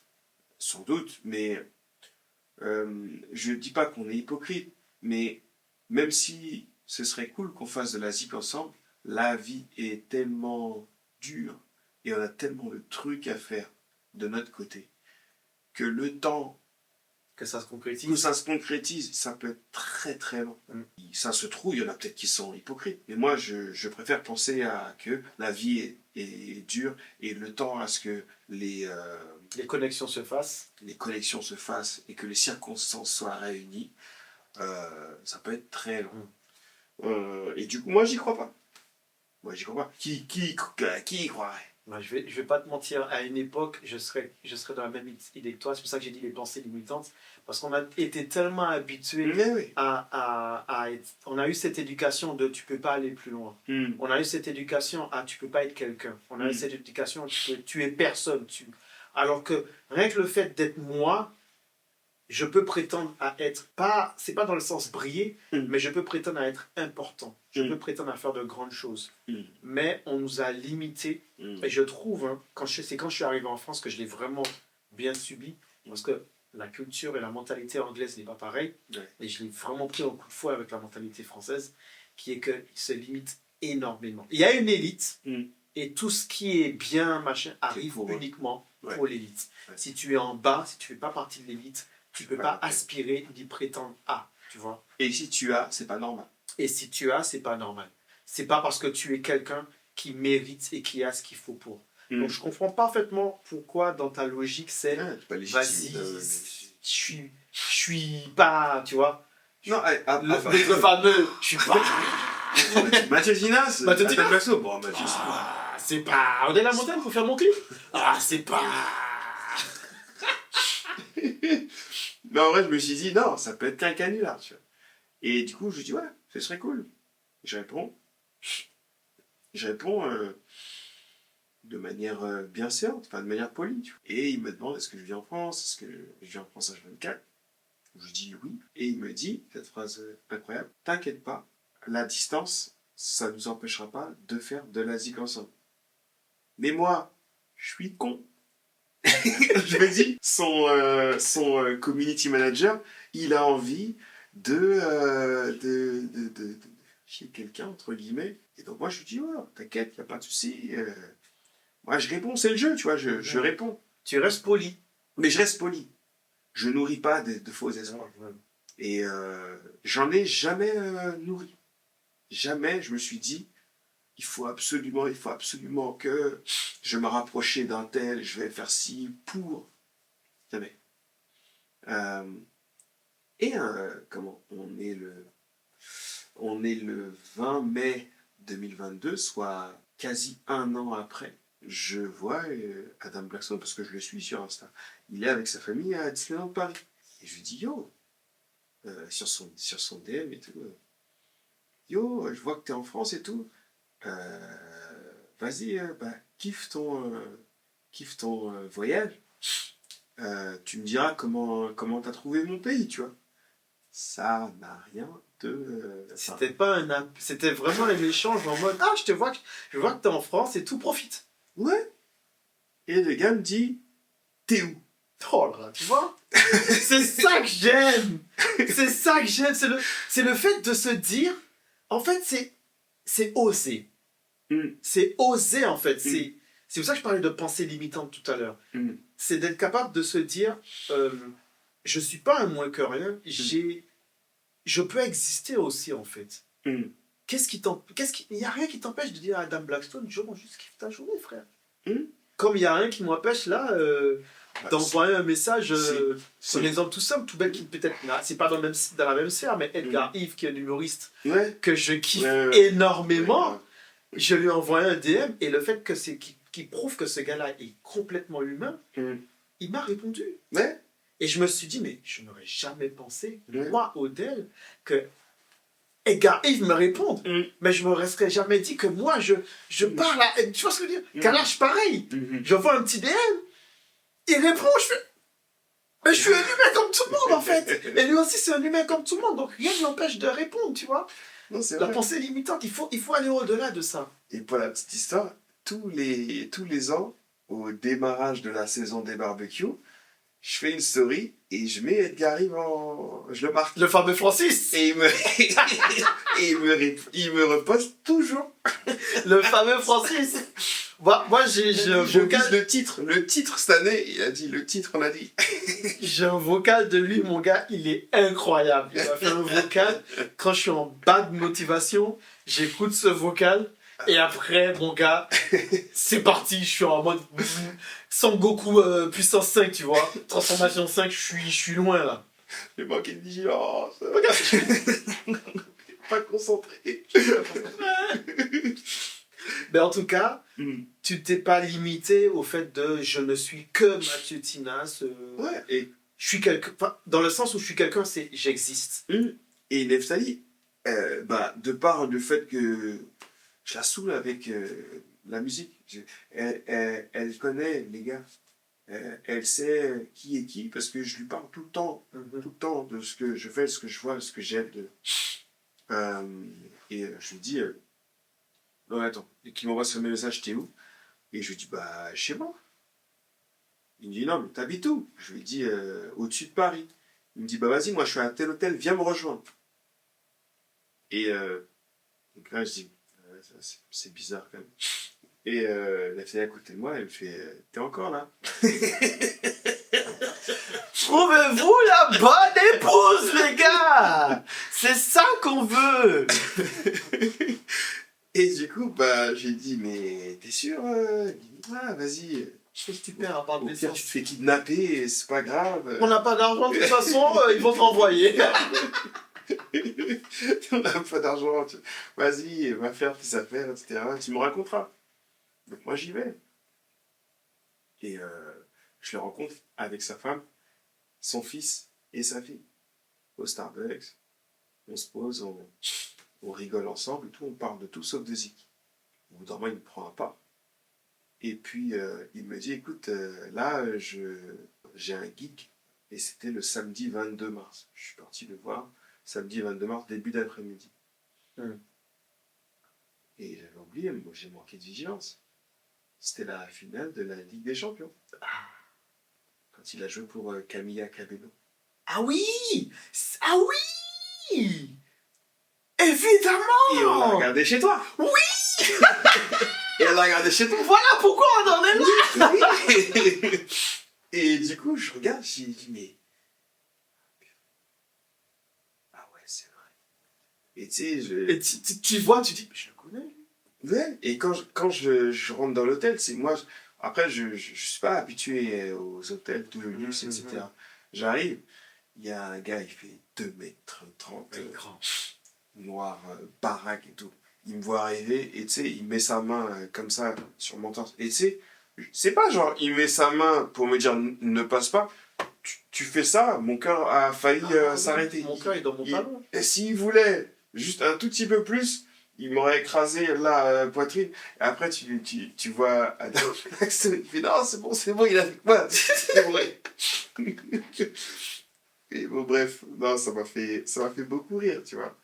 Et après, il me dit écoute, prends mon numéro et on reste en contact. Mais même là, quand il me fait ça, quand il me fait le coup du numéro, je me dis ça va mener à rien. J'ai un numéro, vas-y, c'est cool, tu vois. Je suis content. J'ai rencontré un gars que je suis depuis des années. Mais vas-y, Mathieu, te fais pas d'idée. Il n'a pas tout le temps, le gars. Et c'est vrai. Il n'a pas tout le temps. Ça, c'est vrai. Parce que, bon, ça, c'est pour une autre partie de l'histoire. Attends, Charles, tout après. Mais je peux comprendre. Je sais parfaitement de quoi tu parles, là. Ouais, Je sais parfaitement. Il n'a pas de temps. Bref, je reçois un message de lui une semaine plus tard. Il me dit, écoute, j'ai un petit projet perso. Et je veux une intro pour mon album. Est-ce que tu penses que tu peux me faire ça? Est-ce que tu as des trucs déjà faits ou quoi? Ok. Pression, quoi. Et là, quand il me dit ça, je lui dis, mais t'en as besoin pour quand? Il me dit, bah, les sons sont prêts. J'ai juste besoin de l'intro. Donc en gros, je me dis, mais en fait, c'est moi qui vais faire le dernier truc. Qui vais faire le dernier truc. Mais qui ouvre. Qui ouvre. Parce que c'est l'intro. Ouais, c'est vrai. C'est moi, je me dis, je vais devoir faire le truc qui va ouvrir. Qui va ouvrir, parce que quand on écoute, on parle de l'intro. Ouais. C'est pas genre t'arrives dans un middle. Ouais. C'est l'intro qui fait de quelqu'un qui va découvrir l'album. C'est le premier truc. C'est le premier truc qu'il va entendre pour savoir s'il va skip ou pas. Pression ou pas? De fou. Et tu vois, sans te couper, c'est là où tu vois que c'est un truc que... Et là, vous allez comprendre ce que je dis depuis le début, ce qu'on essaie d'expliquer depuis le début. Tout ce que tu as fait t'a emmené là. Le fait que tu ne piétines pas ta culture, tu n'utilises pas comme bouclier, tu as été capable de sortir des sentiers, sortir des cadres, de ne pas rester limité par rapport à la pensée des autres, de savoir qui tu es, d'être en accord avec toi-même, d'être en accord avec tes valeurs, tes principes, ta spiritualité, ce que tu sais qui est bon pour toi et ce qui est bon à faire pour les autres. Ça t'a emmené à faire que là, tu t'es retrouvé à quelqu'un qui a une certaine place dans la culture musicale noire, il faut l'avouer, il faut le dire, c'est clairement ça, qui te demande à toi de faire l'intro de son album. Et qui fait que, à partir de ce moment-là, c'est un gars qui, par rapport à ce que tu vas lui proposer, il va dire, ouais, mais non, mais lui, c'est un comique. Tu vois ou pas? Donc, ça. La fameuse fenêtre. Exactement. One shot. Et gars, c'est là que je me suis dit, en fait c'est peut-être vrai. En fait. J'y croyais toujours pas. Je me dis, c'est peut-être vrai. Ou ça le sera que si il valide. T'as pas l'action. Les paroles, c'est bien, mais l'action, c'est mieux. Ouais, voilà. Et du coup, c'est là que je me dis, il était 17h quand je reçois le message. Et il y avait ma femme et il y avait ma mère chez moi. Et ma femme, elle me dit, écoute, je prends les enfants. Toi, t'as du boulot, va faire ce que t'as à faire. Est-ce que je vous le redis encore là? Est-ce que j'ai besoin? Non, mais est-ce que j'ai besoin de vous expliquer la raison pour laquelle choisissez bien la personne avec qui vous allez passer votre vie? On va faire une émission sur elle, ça. Big up à les frères. Donc là, tu pars bosser.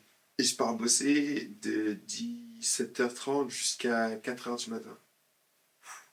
Non stop, je lâche pas. Et du coup, je me suis dit, si j'ai envie d'arriver à un résultat que j'ai jamais fait, et ben, que j'ai jamais eu, il faut que je fasse des choses que j'ai jamais fait. J'ai jamais fait de prod de toute ma vie. C'était ma toute première.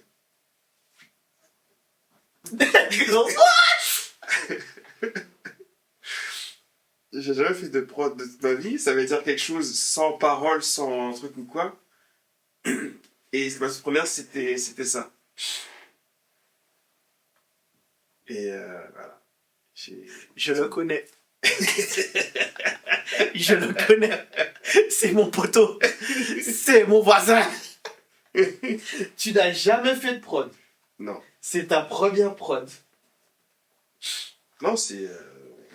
Gars, de toute façon, on se connaît. Je t'ai toujours dit, en tant que musicien, même en tant que personne, en tant qu'animation et tout, grand respect pour toi. T'as porté tes coronesses, gars. Et t'as une humilité. Il faut savoir que ce mec a une humilité. J'ai jamais vu ça. Je connais que 5 personnes qui ont ce niveau d'humilité. Il a une humilité qui est tellement grande qu'elle me saoule. Il est tellement humble, comme ça me casse les pieds. Parce qu'il vous raconte ça avec... les gars, on parle d'Adam Blackstone. Pour ceux qui sont dans la ZIC, vous savez de qui on parle. Et donc du coup là, t'as jamais fait de prod. T'as jamais composé dans ce style-là. T'as seulement fait tes arrangements, tu sais, quand tu fais des répétitions, quand tu fais des trucs pour certains groupes, machin, tout ça. Mais là, on parle d'autre chose, là. Oui, parce qu'en fait, moi j'ai surtout composé pour des artistes gospel, Voilà, c'est mais ça. qui avaient des vocales. Oui, Ça veut dire que je composais autour. Mais là, c'est instrumental. Mais là, je compose autour de rien. Oui. Autour d'une idée. Là, t'es Autour instrumental. d'une vibe. Autour de... D'un truc qui est déjà fini. Mais grave. Et D'un ça, truc qui est déjà et fini. que je connais pas. En gros, on a fait une maison Ouais. et on t'a dit, Fais la porte. fais la porte. Fais la porte. Ouais, mais j'ai jamais fait de porte, moi. Et Mais est-ce que t'avais écouté l'album? Non, non, justement. Il m'a rien fait écouter, aucun extrait. Oh, c'est pas incroyable. Il m'a dit... Fais-moi la porte de chez moi. C'est quoi ta maison? Fais-moi la porte de chez moi. Je te montre pas. Fais-moi une porte. Fais-moi la porte. Et t'as fait une porte. Fais la porte.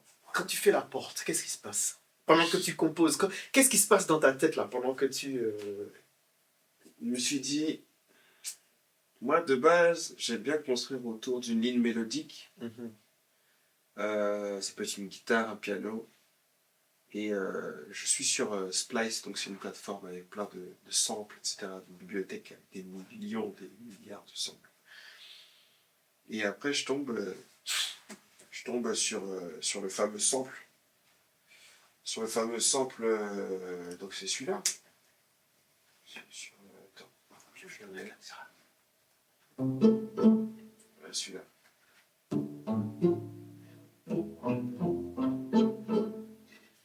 Donc du coup, c'est là je me dis, si tu as envie d'arriver à un truc totalement inédit, ou vas-y, tente le coup, de toute façon, t'as rien à perdre, il est 18h. Il est 18h, vas-y, essaie de voir ce que tu peux composer à partir de ça. C'est une dinguerie. Et Tu composes à partir de ça. je suis parti de ça. Et du coup, ça a donné une vibe un petit peu comme ça. Et c'est ça que tu as envoyé à Dan Blackstone. Ça a donné ça. Tu m'entends derrière. Mais quand tu connais le morceau, l'intro, tu l'entends. En tout cas, quand tu connais l'album, quand tu l'as déjà écouté, tu l'entends. Oui. Et du coup, moi, je voulais faire un truc un peu roots, un petit peu... Donc, t'entends les genres de crépitements derrière. Un truc un peu vieux, un peu vinyle. J'ai voulu rendre ça un peu genre, un truc à dépoussiérer. J'avais cette vision-là dans ma tête. Et j'ai composé à partir de ce sample-là. Ce qui m'a paru un peu bizarre au début. Et au fur et à mesure que j'ajoute des trucs, sans conviction, mais après je continue, je dis je vais aller au bout du délire, je le fais. Et quand je finis ça, je lui envoie. Il m'a appelé direct dans la foulée, il m'a dit c'est trop bien. Il était en train de manger, il m'a appelé en vidéo, il m'a dit c'est trop bien. Il m'a dit juste monte-le d'un ton. Parce que je peux pas jouer, c'est trop grave. Ouais. Et ça, je me suis dit ok. Mais pour toi, c'est un détail, ça. Si, le seul truc que le gars t'a demandé, c'est d'augmenter la tonalité. Je sais pas si tu te rends compte, Mathieu. Mathieu, je te remets la chose dans le contexte. Tu es à l'église, tu es en train de lancer ton intro, et t'as la meuf qui arrive pour chanter. Ton intro, il est parfait, il est propre. Tu commences à te dire, bon, peut-être que c'est... Vas-y, c'est pas ça. Et t'as tout le monde qui te dit, faut qu'on soit à l'aise pour arriver à te suivre. Il faut que tu remontes la tonalité. Parce qu'on n'est pas capable de te suivre dans cette voie-là. La seule chose qu'on t'a demandé, c'est l'homme. On t'a pas dit ta couleur est moche. On t'a pas dit j'aime pas la rythmique. Alors, On t'a pas dit j'aime pas le sample. alors non, il m'a dit c'était parfait, seulement elle était trop courte. Il m'a juste dit est-ce que tu peux faire une deuxième partie et augmenter la tonalité. C'est tout ce qu'il m'a dit. Je sais pas si tu te rends compte, gars. C'est comme si moi je te dis je fais une vidéo, je fais un montage, et que la seule chose qu'on me demande de faire, c'est tu peux changer la police? Mec, mais si tous mes clients me disaient ça comme retouche à faire, la vidéo est parfaite. Tu peux changer la police? Avec plaisir. Mais je pleure. Limite, je te dis, donne-moi la police que tu veux. Même si elle coûte 100 €, je l'achète moi-même, je la mets. Tu te rends compte du truc ou pas? Ouais, j'avoue, c'est... Tu vois ou pas? Ton premier jet, Mm. ta, on connaît, Mm. quand on est artiste, même compositeur, même pour moi vidéaste, t'as le fameux projet 01, la V2, la V3, la V46. Mm. Là, t'arrives à la V55. Tu peux changer la musique? T'as envie de te flinguer. Ouais, c'est chaud. Ça, c'est mon point de vue. Toi, V0000, tu peux juste augmenter la tonalité. Donc, en gros, t'as fait combien de V? T'as fait combien de versions? J'en ai fait 3, donc la V0, la V1 avec un ton en plus, Il a fait 3 versions. et la... Il a fait 3 versions. Alors en fait c'est quoi? La V0 c'était trop bas, la V1 c'est un ton au-dessus, et la V2 c'est quand j'ai fait la deuxième partie qui m'a demandé. Oui, parce que c'était trop court. C'était trop court. Voilà, c'est tout. Et depuis là, vous avez Mathieu Tinas qui compose l'intro pour Legacy de Instrumental Show, ok, d'Adam Blackstone, qui se retrouve nominé pour les Grammy Awards. C'était dingue. C'est une dingue ou pas, frérot? J'avoue c'était chaud. Donc, mon gars, tes enfants, ils grandissent. Ils entendent parler de ce qui est les Grammy, machin et tout. Mm. Même si qu'il y en a qui... je sais qu'il y a... Il y en a qui donnent plus autant de crédit par rapport à ce qui se passe au Grammy. Bon, Oui, on va pas parce que rentrer, on va pas rentrer dans les détails. subjectif. Voilà, on va pas rentrer dans les détails, mais Mm. en tant que musicien, c'est quand même quelque chose. Bien sûr, on va pas se le cacher. C'est quand même quelque chose parce que du coup, par rapport à ça, ça permet de mettre en lumière le côté de... Quand j'explique aux gens, vous pouvez être des quelqu'un, c'est pas dans le sens où je demande aux gens d'être égoïstes, d'être égocentriques, vaniteux et imbus de leur personne. C'est que tu as une valeur en fait. C'est ça. Et tu as une valeur que tu peux ajouter à ce qui se fait Ouais. par rapport à ce qui t'entoure. Quel que soit le métier dans lequel tu exerces ou que tu évolues, ne te rabaisse pas en fait. Mm. Tu n'es pas forcément à aspirer à être au-dessous. Mm. Tu peux briller dans le sens où ce que tu apportes peut faire une différence. Ouais. Et si tu le sens, il faut le faire. Mm. Faut pas rester et te limiter aux croyances et à ce que les autres qui, eux, n'ont été nulle part, disent tu vas pas y aller. Mm. Parce que tu es parti du petit gars assis qui regardait, entre guillemets, un plus grand évoluer au piano, tu as emmagasiné, tu as absorbé, tu as travaillé, Mm. tu as fait une rétrospection sur toi-même, tu t'es remis en question, tu es sorti des sentiers battus, tu t'es positionné, tu es resté humble Mm. et tu as délivré juste le résultat de tout ce que tu avais et de tout le chemin que tu as fait en fait. Mm. Et ça t'a emmené où? Même si les gens ils vont dire ouais mais bon il a pas reçu Ouais, il a pas j'ai été pas il gagné. a pas reçu le Grammy il a pas été mais t'as ton nom écrit sur ça, t'as ton nom écrit, vas-y Non, montre, t'as ton nom écrit. T'énerve pas, Ouais, t'énerve vas-y, je vais pas t'énerve m'énerver, t'énerve vas-y, pas. parce qu'ils vont commencer à me casser. Non, mais non, je vais m'énerver, je vais Mais m'énerver. t'énerve pas. T'as ton nom écrit comme ça, toi? T'as ton nom là? Non, t'as pas ton nom là. Donc calme-toi, s'il te plaît. Calme-toi, s'il te plaît. Calme-toi, s'il te plaît. Mais on va prendre une tisane, frère. Oui, je vais prendre une tisane, je vais prendre une camomille. Mais est-ce que je veux que les gens comprennent pourquoi je fais au déclic? Et donc, du coup, tu vas comprendre pourquoi le nom c'est au déclic. Parce qu'il y a forcément un moment dans ta vie où tu as un déclic. Il y a forcément un moment dans ta vie, un jour, au day, le jour, clic, le jour qui a un déclic. Il y a forcément un truc qui te dit non. Tu as forcément eu un moment pendant que tu composais où.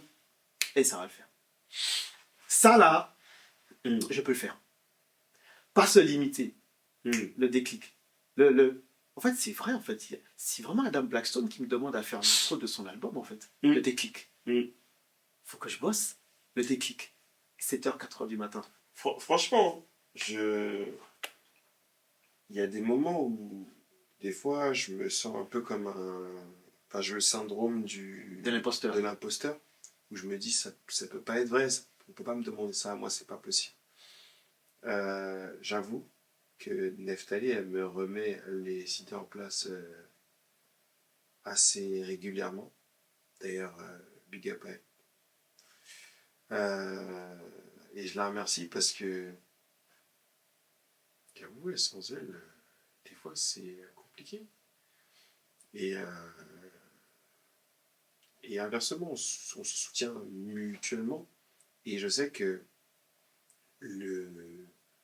quand il m'appelle, etc., moi je pense à ma fille qui vient de naître, elle est née le 19 mai, et lui m'appelle le 22, il me dit viens. Donc elle vient de naître, elle est en couveuse, elle est en réanimation. Et Neftali m'a dit, qu'est-ce que tu fous encore là? Vas-y.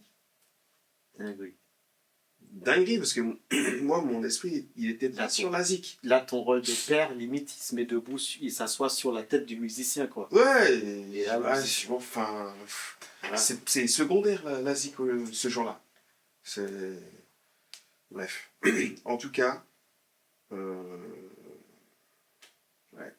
Et du coup, j'avoue, j'ai eu un déclic lorsqu'il m'a dit voilà, je veux ça, ça, ça. Donc, c'était vraiment.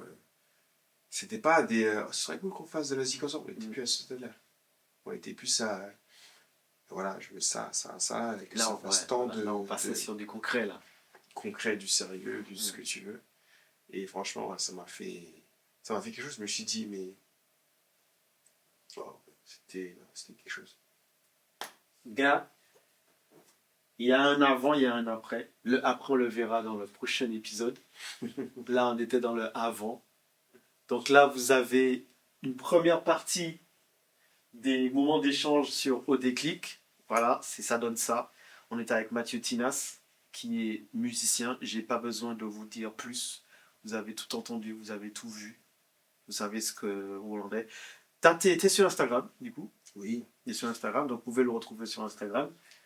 Euh, Je veux finir avec un truc en disant, je veux finir sur ça en te laissant l'opportunité, par rapport à tout ce que tu as déjà vécu en tant que musicien. Bien sûr, il y aura la partie 2, on fera la partie 2. Si tu avais juste un message à faire passer à, je ne vais pas dire la génération, moi j'aime pas trop rentrer dans ces délires-là de génération, machin et tout, mais si tu avais juste un message que tu sais qui a été utile pour toi, une expérience, un truc que tu as pu, qui t'a aidé en fait, soit dans le fait, soit quand tu composes, soit dans les moments difficiles, ou soit le truc qui te raccroche en fait, et que tu voudrais justement le donner à ceux qui veulent l'entendre et que potentiellement ça peut être utile. Ce serait quoi? Je me souviens d'une personne un jour qui m'a demandé pour jouer au mariage de sa sœur. Donc moi je suis content, enfin, en tant que musicien, etc. J'évalue la charge de travail et je commence à lui parler conditions, à lui parler à lui parler du coup rémunération. La personne me dit ouais, qu'est-ce que tu me racontes? Je sais même pas si tu sais bien jouer, je vais quand même pas te payer. Et après est arrivée cette chance avec Adam Blackstone qui est bon, MD of the World, tu vois. C'est juste que c'est pas parce qu'une personne ne veut pas de toi que tu ne vaux rien pour le monde entier. Il y a une personne qui pourra vouloir de toi, peut-être à un instant T, peut-être une seule fois, mais ça peut faire la différence, et surtout que ta valeur, elle dépend de là où tu te situes. Et du coup, le regard que les gens ont sur toi, ce n'est que le regard que les gens ont sur toi. Ce qui est le plus important, c'est que toi, tu sois content du regard que tu as sur toi. Ça, c'est le plus important, parce que c'est avec toi que tu vas te lever tous les matins, c'est toi que tu vas regarder dans la glace. C'est pas le regard des gens, parce que si tu veux contenter tout le monde, c'est mort. Bonne chance. Mm. Comme dirait l'autre, hein, bon Bon chance.